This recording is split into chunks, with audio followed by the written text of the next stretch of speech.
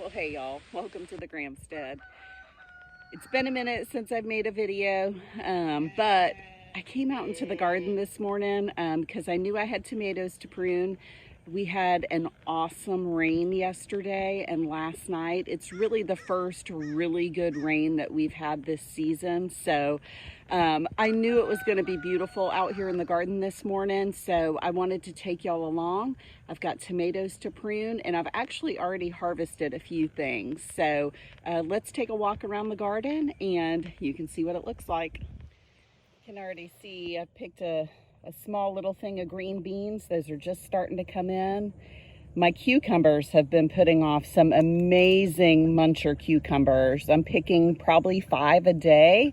So I'll show y'all those because they're doing really well. Finally, I've struggled, but a little bit of cherry tomatoes starting to come in and scallop squash is starting to come in. Everything is just in full bloom. A volunteer sunflower, another volunteer sunflower. Let's start there because this sunflower is beautiful.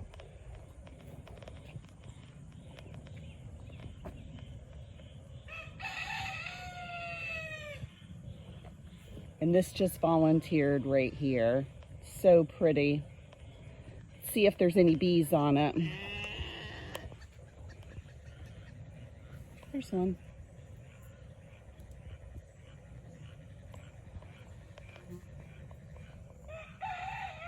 So pretty. All right, this is our first row of zipper peas. I'm succession sowing those this year. So this is our first row. You can see it's just now starting to flower. This row should put off a good number of zipper peas. This row right here is my first succession of green beans. I just started picking on those. This whole archway trellis is cherry tomatoes on both sides of the arch. And then in the center, I've got my cucumbers. Now the cucumbers I'm excited about because the last couple of years I've really struggled with cucumbers and I was really hoping that this year would be a good one. So you can see here I've got some dill planted with it. The dill helps repel the pickle worms. And what I've done differently this year with my cucumbers is one, I started making homemade compost, and two, I have tried to keep these cucumber plants down to just a single liter. See a little pollinator there? This is a new to me variety. It's the muncher cucumbers. And like I said, I'm picking like 5 or 6 a day right now. They're doing really great. I'm super happy about my cucumbers this year. Another thing that's doing well that usually does well in Florida, cherry tomatoes. They are just, these plants are loaded. The cherry tomatoes, I do try to keep pruned to a double liter this year is what I'm doing. They're getting a little squirrely. They really liked the homemade compost that I put on them this year. And, you know, so they've grown a lot of foliage. So I'm going to do some pruning today.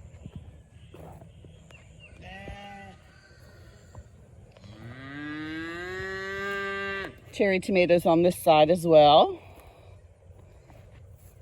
Got a dinosaur kale and more cherry tomatoes. Believe it or not, I have been heavy pruning these guys. I'm at the stage right now where I'm pruning my indeterminate tomatoes once a week, and I have kept suckers off of these, but they're just growing like crazy. They're doing so well this year. This is Egyptian spinach. And these are the little seed pods here. They almost look like okra. You can actually pickle them. Is how people eat them. So I haven't tried that yet, but I'm going to. My marigolds are doing beautifully this year. And all this was started from seed. Everything that we've put in. I can tell you this much. It's going to be hot today and humid. The sun is definitely out. So it'll be super humid after all that rain that we had. So let's move to the back of the garden and we'll take a look at the peppers. Some eggplant there. This first little group of peppers, I got the seeds from Seed the Stars, and they carry a lot of cool native to Florida varieties that aren't quite as common as other things. So these particular pepper plants are Sweetie Drop peppers and Florida Wild Grove peppers. I started these from seed also. This row right here was actually planted in mushroom compost that I bought from the store. I was out of homemade. And you can see they are absolutely loving it. It's a no-dig bed, just with mushroom compost. So the Florida Wild Grove peppers are really cool because they used to grow native in the orange groves in Florida. So I thought it would be a fun variety to go ahead and put onto our farm. This is a hybrid okra, supposed to be a real heavy producing okra. Starting to get some on there, some flowers. I'll move back here right now. These are shishito peppers and serrano peppers.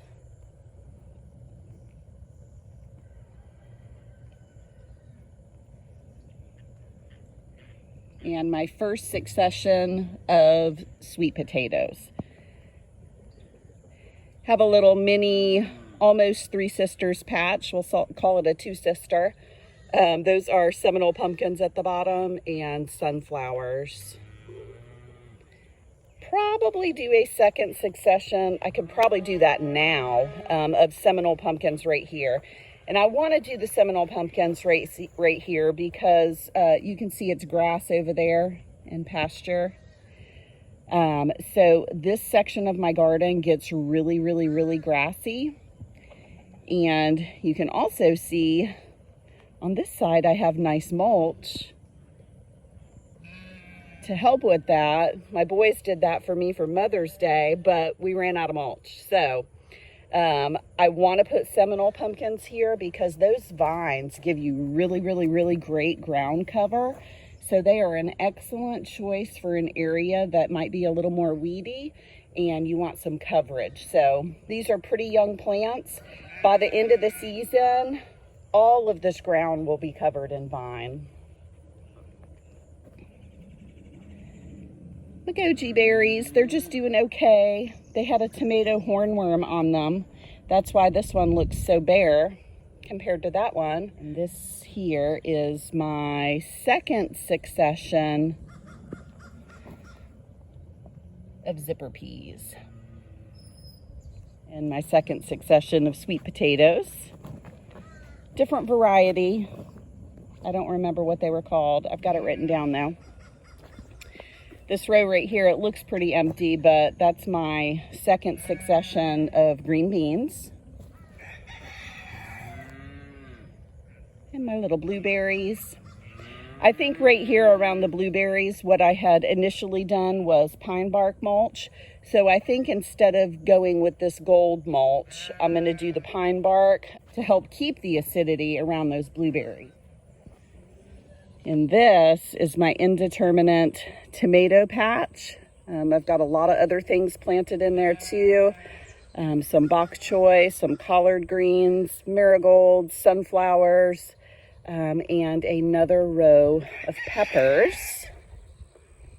Let's look at this one first, actually. These are Cherokee purple tomatoes.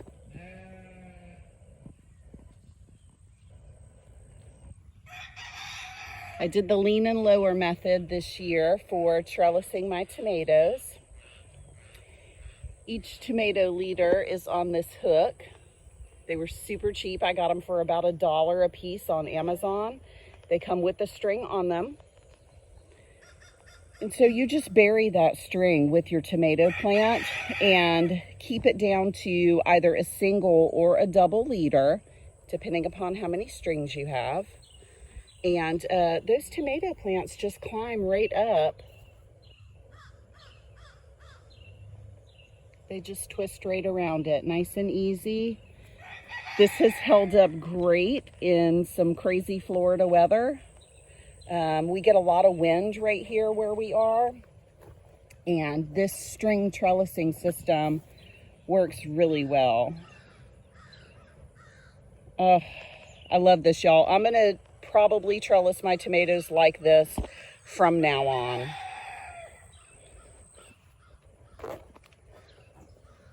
And you can see, y'all, the tomatoes are super happy. These were also planted in homemade compost.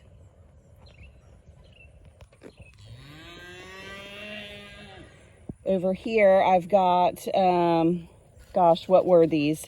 Oh, cubanelles. These were the only plants that I got as plants, because, you know, I didn't have enough peppers. So these are cubanelles, and, gosh, I can't remember what these were. Oh, yeah, they're sweet banana peppers. Yes, banana peppers. I love them. So again, you can kind of see the string trellising system here. This plant has 2 leaders.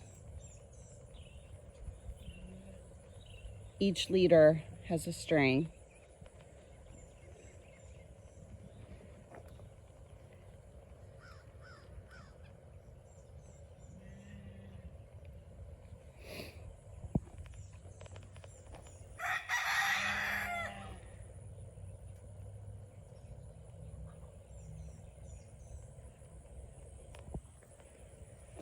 Over here, I've got 2 big sunflowers, not blooming yet.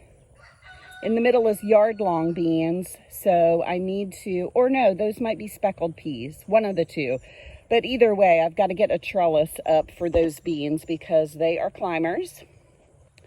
Here in the middle, I've got peanuts, looking beautiful.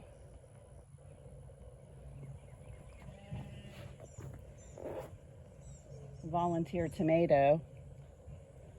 And over here, I have to prune these. We got so much rain last night, and if I don't prune these, the humidity is going to get them, and they can get funguses, and they're doing well. But I normally prune them a little bit. I don't prune them as heavy as my indeterminates, but I am feeling like they need to be pruned. I was going to try not to prune them at all this year, but I really think it's time. It's like a jungle in there, so I need to get some airflow in these plants so they don't get any fungus or blight. It's my original strawberry bed. It's looking healthy. Oregano. Still have some kale going from the winter garden. Couple of scallop squashes.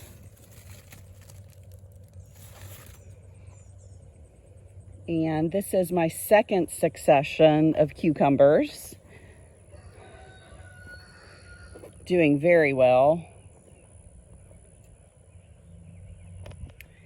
And down here, got a little zucchini. And I did seed some basil a couple of days ago, but I don't see any coming up yet. So I'm pruning my determinate tomatoes and my indeterminate tomatoes a little bit differently. With the indeterminate tomatoes that you can see right here, I prune off all the suckers, and then at the bottom, as the plant is getting bigger, I'm snipping off the sunleaf foliage at the bottom just to keep good airflow. So the indeterminates are pruned to either 1 or 2 liters. I've got a little bit of each, so I'm just kind of seeing what plants do better. The determinate tomatoes that are right here, these are the homestead variety, and I'm going to prune those a little bit different.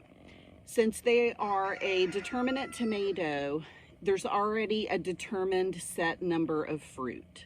So I left most of the suckers on these plants. I did take the suckers off up to the first fruit set, but once I get to the first fruit set, I'm going to leave those suckers on there and really just let this plant flourish since it has a determined number of fruit.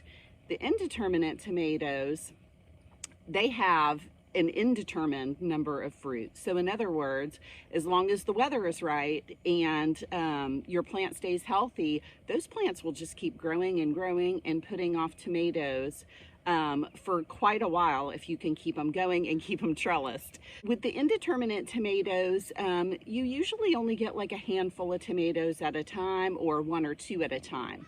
With the determinate tomatoes, those give you a heavy flush of tomatoes all at once. So they're really great for canning, or if you want to make like a large batch of sauce, you'll have a large number of tomatoes to work with all at once. I'm going to get busy pruning these determinate tomato plants.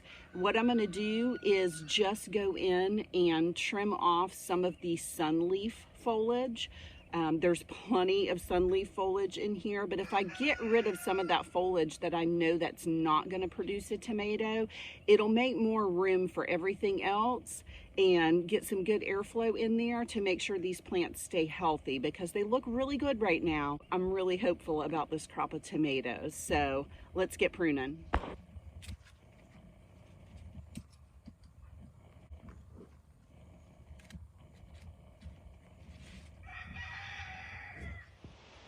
So yeah, I mean, if you look at this plant, for instance, it has so much sun foliage, which is great. I mean, it really helps to protect these tomatoes that are down here, but you don't really need that much. So I'm gonna clean these guys out just so they've got some better airflow.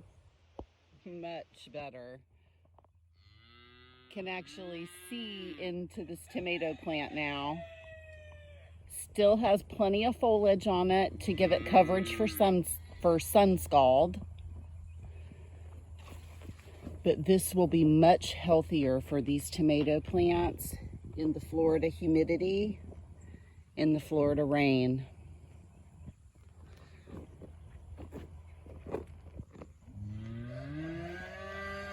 They look good. I can't wait till these start to ripen.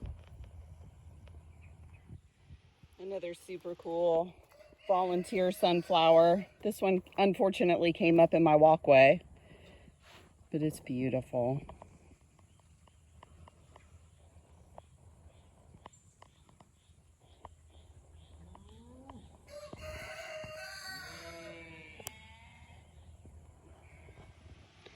I'm gonna prune these cherry tomatoes too, just to give them a little more airflow. And on a weekly basis, I have to come through my indeterminates and prune off suckers. You can see this part right here is a sucker. It will basically create a whole new leader, which I don't want on this plant. So they're kind of in the armpit of the tomato, and you can usually just pop them off. So I come through here and do that on a weekly basis. Well, thanks for taking a walk around my garden with me. I thought it would be nice just to kind of show y'all my regular maintenance on my tomatoes. I've got cows that I'm weaning right now, so they're all a little fussy. But anyway, this is what's going on in my garden right now. I hope y'all's gardens are up and growing too, and starting to give y'all a little bit of food too. So thanks for joining us today. I do appreciate y'all. If you haven't already, like and subscribe. Thanks, y'all.